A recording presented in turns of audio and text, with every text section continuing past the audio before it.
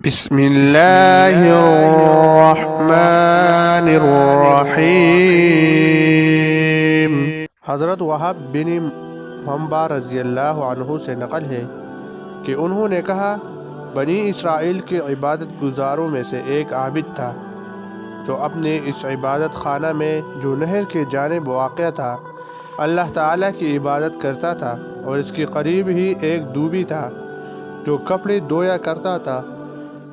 ایک سوار آیا جس کے پاس ایک تیلی تھی، اس نے اپنے کپڑے اور تیلی نکالی اور نہر میں دھوئی۔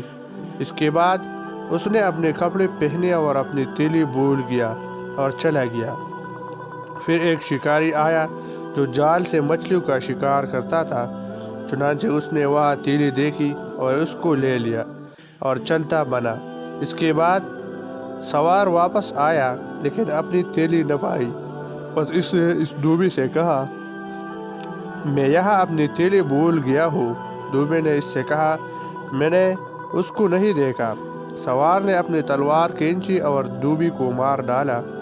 جب عابد نے یہ دیکھا تو قریب تھا کہ وہ فتنے میں پڑ جائے اور اللہ تعالیٰ کے افعال پر اس کو بدظنی پیدا ہو جائے۔ اس نے عرض کیا، اے میرے اللہ، اے میرے آقا! شکاری نے تیلی لی اور دوبی قتل کیا گیا۔ جب رات ہوئی اور عابد سویا تو خواب میں اس نے سنا، اے عابد صالح، تم فتنے میں نہ پڑو اور اپنے پروردگار کے علم میں دخل نہ دو، اور جان رکھو کہ اس سوار نے شکاری کے باپ کو مار ڈالا تھا اور اس کا مال لے لیا تھا۔ یہ ہمیانی اس کے باپ کے مال سے تھی، اور اس دوبی کا نامہ اعمال نیکیوں سے پر تھا، اور اس میں صرف ایک ہی بدی تھی، اور سوار کا نامہ اعمال برائیوں سے بھرا تھا، اور اس میں صرف ایک نیکی کے سوا اور کچھ نہ تھا۔